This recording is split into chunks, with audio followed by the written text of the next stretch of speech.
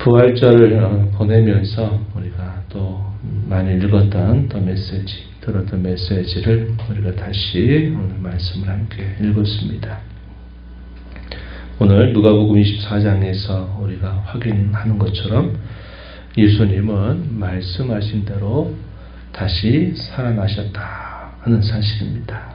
빈 무덤이 분명히 예수님의 부활을 증언하고 있다는 것을 먼저 보여줍니다.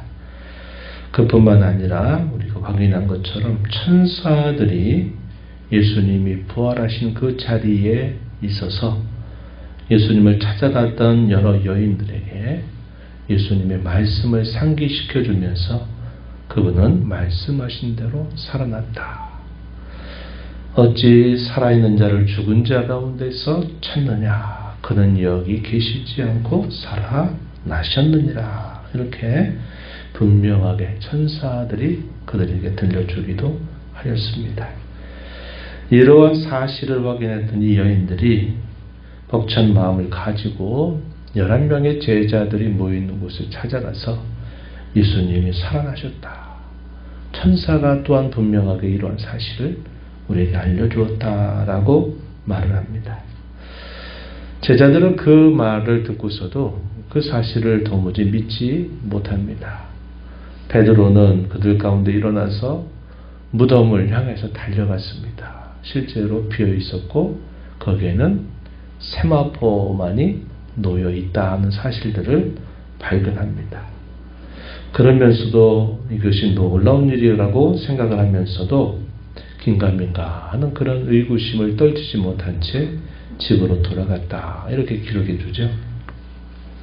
마침 이러한 여인들의 보고를 들었지만 이 제자들 중에서 두 사람이 예루살렘으로부터 약 10km 정도 떨어져 있는 엠마오라고 하는 곳으로 가게 됩니다. 왜 가게 됐을까? 만약에 예수님이 부활하였다고 한 사실들을 그들이 분명히 믿었다면, 그리고 예수님이 처형을 당하시기 바로 직전 내가 다시 살아난 후에 갈릴리에서 다시 만나자라는 그런 말씀을 떠올렸더라면 그 두 사람이 엠마오로 갈 리는 없습니다. 그들이 부활한 주님을 만나서 동행함에도 불구하고 깨닫지 못하고 예루살렘에서 며칠 동안 벌어졌던 그 일에 대한 깊은 상심, 실망감, 그런 마음들을 이야기하는 것을 보게 될 때, 이들도 이 여인들의 목격적인 증언을 듣고서도 믿지 못했구나. 자신들의 예전의 모습으로 돌아가고 있는 그들의 모습을 우리가 봐도 예수님의 부활에 대하여 확신하지 못했구나 하는 사실을 우리가 확인할 수 있습니다. 우리가 읽은 본문 13절부터 35절에 길게 소개하고 있는 내용은 이 엠마오로 향하고 있었던 두 제자에게 나타나신 예수님에 관한 자세한 기록을 알려줍니다. 마가복음에서는 이 일을 간략하게 소개만 하고 지나가는 정도입니다. 그러나 이 누가복음에서는 아주 자세한 기록을 남겨줬어요. 이렇게 남겨준 그 의도는 주님의 부활하신 이 사실을 어떻게 그들이 더 확신하게 되었을까 하는 것들을 밝혀주는데 중요한 뜻이 있다고 하는 것입니다. 그래서 이 누가복음 24장에서 특별하게 강조하고 있는 것은 예수님께서 그들에게 나타나셨다고 하는 사실뿐만 아니라 예수님께서 그들에게 성경을 다시 깨우치셨다는 겁니다. 그래서 구약 성경 모세율법에서 또 선지자의 여러 글에서 또 시편에서 예수님에 관하여 예언했던 그 말씀들을 친히 예수님이 그것을 제자들에게 하나하나 풀어서 그들을 깨닫게 하셨다는 것입니다. 이것이 대단히 중요하다는 거죠. 누가복음에 이어서 이제 속편이라고 말하는 사도행전을 우리가 이제 조만간에 읽어가게 될 텐데요. 이 사도행전에서 강조하고 있는 것이 바로 이것이라는 겁니다. 복음의 진리를 예루살렘으로부터 계속 제자들과 또 그 복음을 믿는 사람들이 계속 전하고 가르치게 되면서 이 복음이 들려지는 곳곳마다 생명을 살리는 역사가 계속 일어나고 그곳에 주께서 약속하신 바 주의 몸된 교회들이 곳곳마다 세워져서 성도들이 모임이 이루어지는 그런 놀라운 일들이 일어나게 되는 겁니다. 그 핵심이 뭘까요?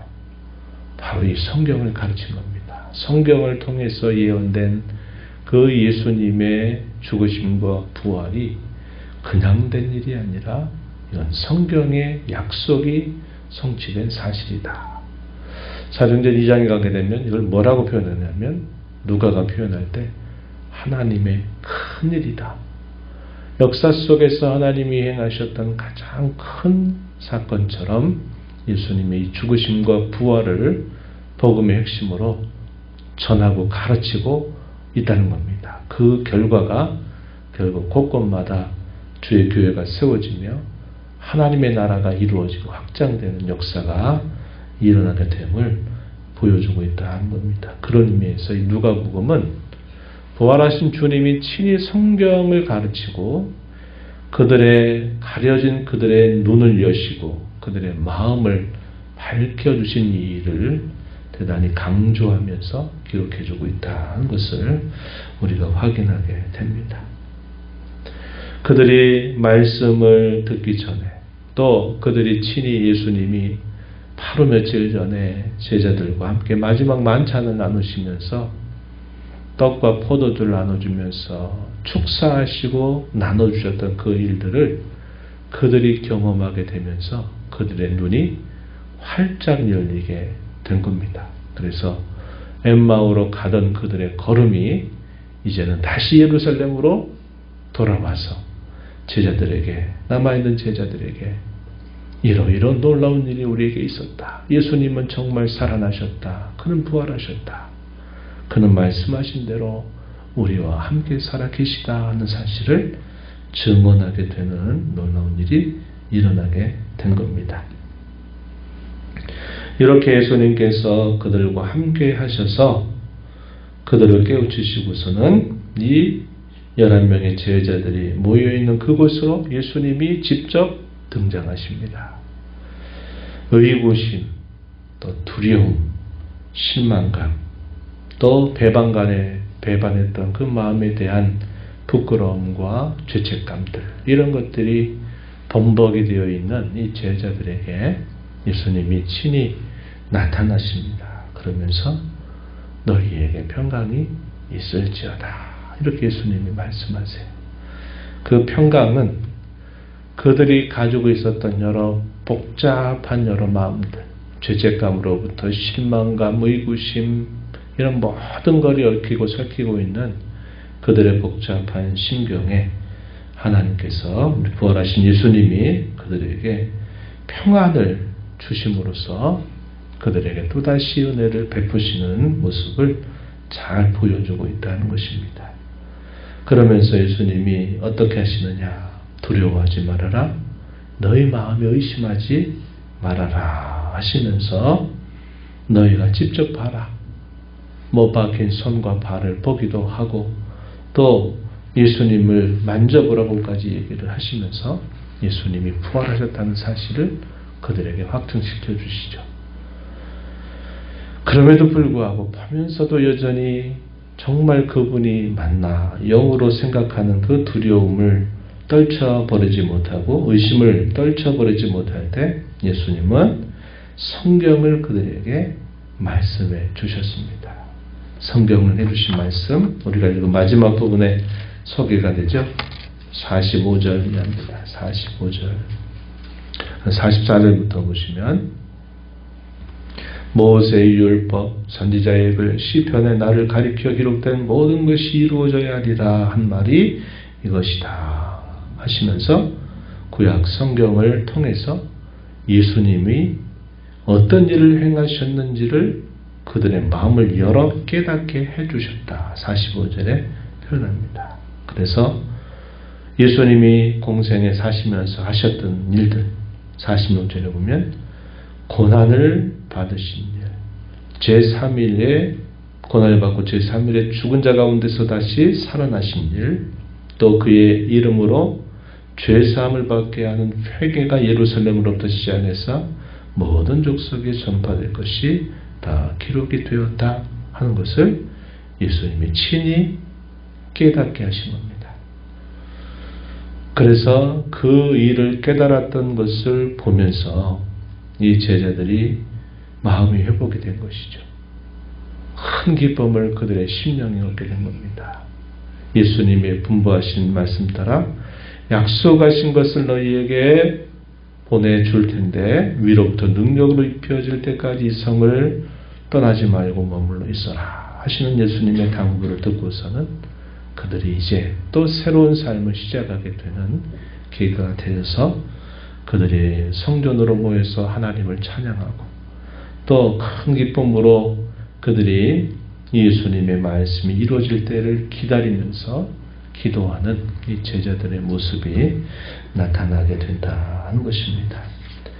오늘 우리가 이 말씀을 읽으면서 우리 신앙생활 가운데 우리도 여러 많은 이유들 때문에 우리의 시야와 눈이 가려지기가 쉽습니다. 예를 들어서 제자들이 그랬던 것처럼 이 제자들이 왜 그들의 눈이 더 가려졌을까요? 우리는 그분이 우리를 속량할 줄 바랐노라. 그런데 그가 죽으셨다는 겁니다. 자신들이 그동안 가지고 있었던 그들의 기대와 바람과 생각이 어그러진 겁니다. 자신들의 기대와 다른 길을 걸어갔기 때문에 그들이 예수님에 대하여 하셨던, 예수님이 하셨던 모든 말씀들을 까맣게 잊어버리고 그들의 눈이 가려졌다. 이렇게 표현하고 있어요. 복잡한 마음들이 또 그렇습니다. 실망감뿐만 아니라 두려움, 의심, 죄책감들 이런 것들이 그들 마음에 여러 가지로 뒤섞여 있다 보니까 그들의 마음이 가려지는 겁니다. 다른 걸 생각하지 못하는 거예요. 우리도 그래요. 우리도 살다 보면 어떤 삶에 대한 많은 염려와 근심들, 걱정거리 이런 것들이 우리 마음에 가득해 보세요. 말씀이 안 들려요. 가려집니다. 우리가 암송하고 있는 말씀조차도 생각이 안 나요. 그래서 우리가 이런 감정적인 문제, 우리가 인생의 여러 많은 일들을 경험하면서 이런저런 것들이 우리에게는 우리의 영적인 눈을 가리는 이런 많은 장애 요소들이 되는구나 하는 것을 우리가 알게 됩니다. 그래서 우리가 신앙생활 할 때 우리가 주의하고 신앙의 걸음을 잘 걸어가려면 이런 영적인 눈이 가리지 않도록 우리가 늘 주의하면서 살아야 된다 하는 것을 배우게 됩니다. 기분이 따라서 자기 주관적인 마음의 여러 생각들에 따라서 우리가 얼마나 하나님 말씀을 내가 가리게 되는지 이런 것들을 우리가 잘 살펴보면서 이런 문제들이 늘 우리 안에 가득하고 또 우리 바깥에도 얼마나 이런 문제들이 많이 있는가 하는 것을 우리는 늘 주의하면서 살아야 되겠다는 겁니다. 신명기 말씀에 보게 되면 이런 말씀이 있죠. 신명기 29장에 보면 3절 4절에 오늘 너희에게 깨닫는 마음과 보는 눈과 듣는 길을 너희에게 주지 않았다는 겁니다. 이스라엘 자손들이 출애굽의 기적들, 광야 40년에서 날마다 봤던 그 수많은 기적들을 목도하면서도 여전히 그들이 눈이 가리고 귀가 가리고 마음이 둔해서 깨닫지 못했다는 겁니다. 그와 마찬가지로 제자들은 예수님과 3년이라고 한 세월을 보내면서 날마다 기적 같은 하루를 예수님과 함께 살았습니다. 죽은 사람이 살아나기도 하고 흉악한 귀신이 들려있는 사람이 예수님을 통해서 치유받아서 온전한 사람으로 바뀌고 또 수많은 각색 질고와 병을 가지고 있는 사람들이 예수님을 통해서 치유받게 되는 일들, 서기관들과 종교 지도자들의 가르침과 그 격과 질이 다른 그 놀라운 교훈들을 그들이 들었습니다. 그럼에도 불구하고 그들이 여전히 예수님이 행하신다는 이 말씀을 믿지 못하고 귀가 가려지고 그들의 마음이 둔해졌다 하는 것은 이와 비슷한 것입니다. 그래서 우리가 영적인 안목과 깨달음 이 분별력을 우리가 늘 하나님의 은혜 가운데 유지하는 것 대단히 중요하다는 겁니다. 불신이라든지 염려나 근심들, 또 죄를 범하는 것들, 내 생각과 고집과 내 경험들, 이런 것들이 늘 우리의 영적인 눈을 가릴 수 있는 장애물이 될 수 있다 하는 것을 늘 주의하고, 늘 성령께서 우리의 어두운 마음을 밝혀주셔서 우리를 깨닫게 하시고 주의 말씀을 통해서 하나님이 언제나 우리와 함께 계심을 깨닫는 삶이 대단히 중요하다 하는 것을 배우게 됩니다. 제자들의 눈이 열리고 마음이 열리니까 어떻게 됩니까? 주님이 몸으로 떠나 계셔도 그들 마음속에, 그들 곁에 언제나 주님의 살아계심을 그들은 확신하고 살아가게 되는 겁니다. 그러나 반대로 주님이 함께 계셔도 그들의 영적인 눈과 신앙의 눈이 열리지 않으면 주님이 함께 계신다고 하는 사실을 또 잊고 살아가게 되는 것이죠. 주님 우리에게 약속하십니다. 세상 끝날까지 내가 너희와 항상 함께하리라 하시는 그 말씀을 우리가 기억하고, 우리가 눈으로 주님의 모습을 보지 않지만 우리 가운데 늘 함께 하시고 우리의 심령 속에 살아계신 예수 그리스도를 깨닫고 그분과 함께 동행하면서 주님 기뻐하시는 일들을 잘 이루어가는 복된 삶 살아가는 정말 여러분이 되기를 바랍니다.